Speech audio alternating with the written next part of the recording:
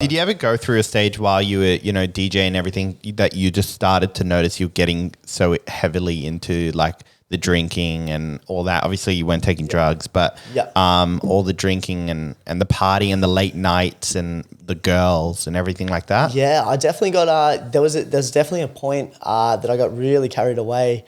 That would have been, I think it was, I'm trying to think of what year it was to pinpoint it, but I think it was about 3 years ago. I was with this girl that, I thought was going to be the one. And I was with her for 3.5 years, and then she broke up with me, and then I was so lost, man. I didn't know what to do. And you combine that with people who are constantly out chasing a high and chasing a party, and then you almost got to be this person. And it was like this really weird divide for me in a way. There was Jake and there was J-Dub, and it sort of separated my world. So Jake would be fucking depressed through the day, not doing anything, like really anxious and down, and then J-Dub had to put on this persona of this party person. It's like, yeah, let's do this. And like my way of pushing through it, like, because there's some days you just don't want to be there. You don't want to be at the club. It's work, like at the end of the day, And it's like, exactly that, man. Especially on the residency scale that I was at then. I wasn't touring at that point. And it's a regular.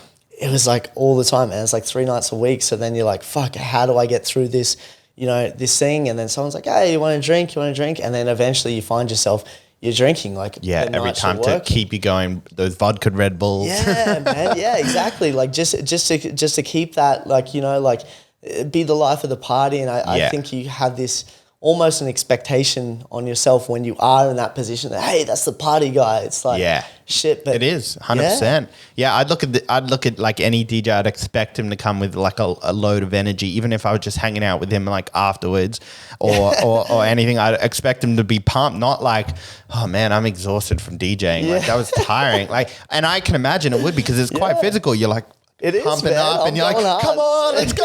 Like that's tiring if you're doing it for like an hour or so. It is, man. It is. Like I think I run really well naturally. Like I think like naturally I'm a very high functioning person, so I don't really need a lot. Like besides this, like coffee, I'm a massive coffee man. I like that, but other than that, man, like it's sort of like if you're genuinely enjoying something, like say if I do an away show and you saw me after a away show, I'm still going to be pumped. I'm still going to be like, yeah, let's party, let's go. But like I think when I went to that really dark period, man, it was very unhealthy. Like it was not good, and I'm very grateful. Like I kind of like shut off the world like for a long time, and I was sort of like going down this very self-destructive path, and I'm very thankful that I had a good bunch of friends, and I kind of really learned who my real friends were through that period. You have your friends that are like your party friends, I guess. And then you have your friends. Yeah, you would have had that as well massively, because you would have been in that scene. So the people that you may have thought your friends were just your party friends. Yeah, that would have been a huge realization. I can imagine. So, like out of that time period, like I probably got like maybe 5 people that are still like close to me there. And I got to this very, very dark place that eventually became a turning point for me, where it's like, okay, shit, I actually need to get some help. It was never about like, I wasn't alcoholic or anything like that. Like, there was none of that shit. It was more like my mental health was fucking terrible. You combine that with being up all night, barely seeing the sun, eating like shit, not exercising because you put every formula you can possibly put into depression. That's what you're gearing yourself towards. And that's exactly what I did. I really put myself in this position. Like, I'd like to think I didn't put myself in that position. Like, I like to think that, because of the relationship going to shit, that's why I felt that way. And that's why I did that. But at the end of the day, like all those things come together. And it was just, I don't know, it was kind of this cathartic moment when it got to my lowest point. It was like, okay.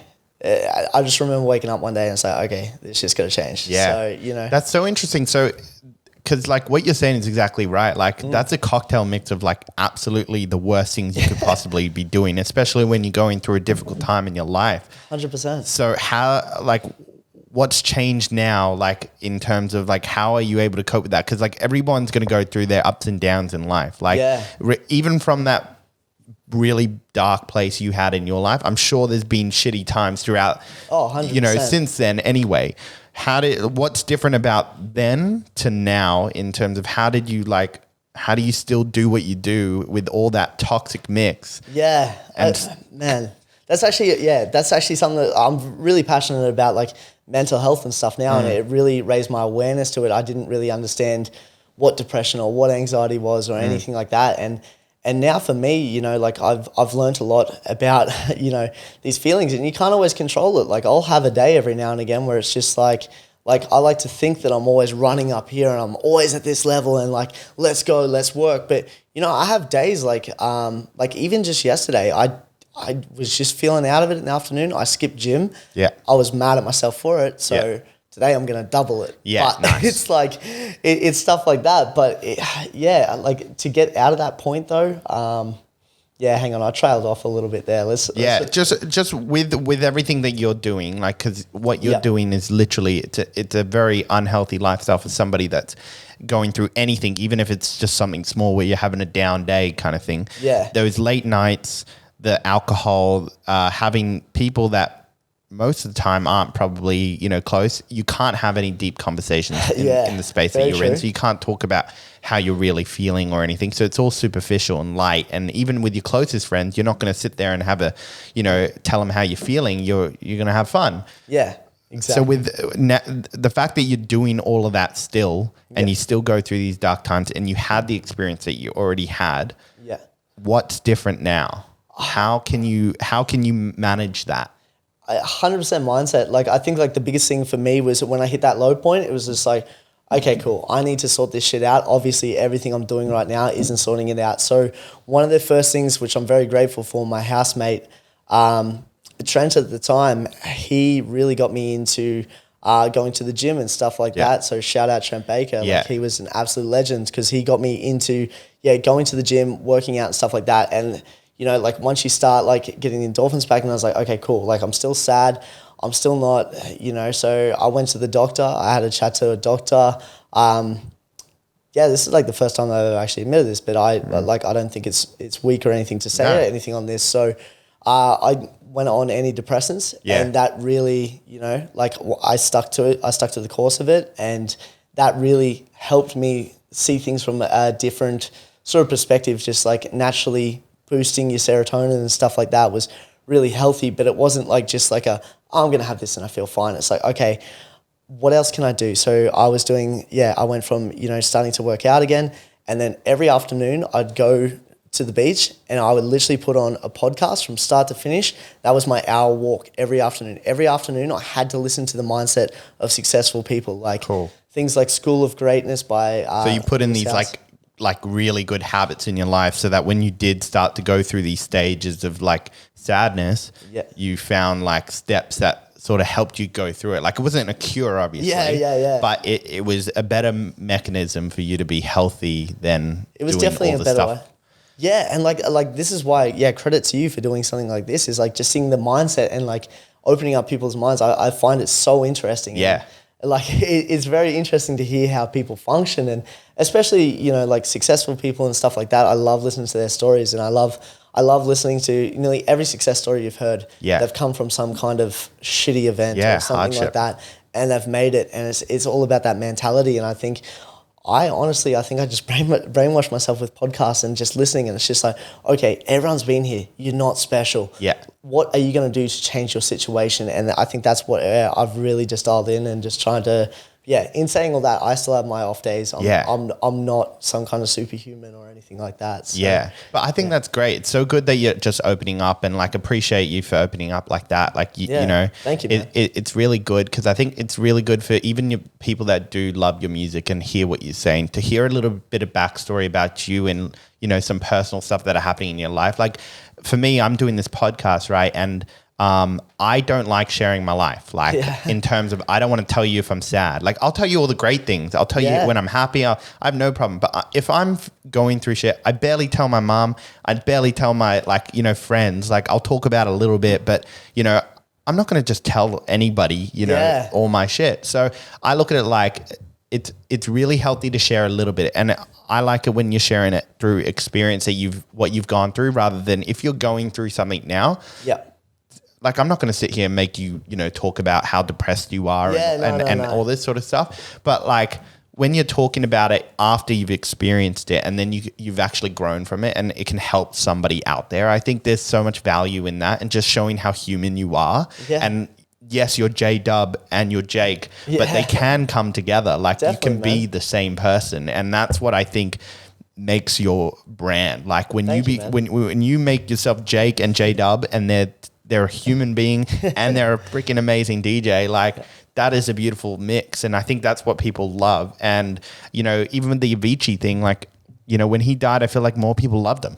Yeah. Because they heard he was going heard through the all this story. stuff and Yeah. nobody had any idea that he was going through this, and they had more appreciation for his music and they understood what, you know, you could almost feel the energy he was trying to put out. Yeah. So another thing I just thought of was with the music, a lot of people say when they're going through, you know, hard times and everything, like music has saved them. Like Yeah. creating music, making music, listening to music has really helped them.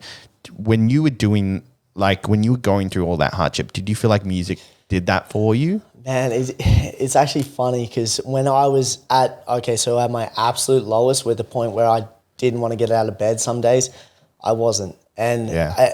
that wasn't doing shit for me. And I was just like, you know, you look at everything through a distorted lens of life. You're like, you know, like this, you're working so hard towards something. And, you know, it was them days where I thought, fucking 9 to 5 would be easier than this shit because you put so much on yourself. But then, you know, once you push through it, and this is what I did. I'd be just like, okay, give yourself an hour. If nothing comes in an hour, you can go be a little bitch and you can go back over there and just don't do it. But I think like the thing, I don't know if it's just been instilled from me from life, but once I start doing something, it's like, okay, shit, I'm already here. Let's keep working. And I guess it definitely pulled me out of that, like just by working. And then you'd see like a little increment of success out of that. Like, oh shit, you might have got something done on this song, or you might have, you know, done that. And like you just kind of re-inspire yourself in that way. But yeah, like that was at my lowest. But now, like, you know, if I'm having an off day, sick, I'll go write like some kind of moody tune or something like that. And I'll try and, or if I just don't feel it at all, man, I'll put my energy somewhere else completely. Like I'll just go start learning how to edit videos better, or I'll start learning how to, because I never want it to feel like a job for me. Like like it is a job, but like I don't want the process of creating music to be unnatural. I want it to be still pure. I don't want to be like, you have to do this today. It's like, no, I still want to be creative today, but yeah, I think my best shit comes when I'm in that mood and I'm just like, all right, let's go. Like, Yeah.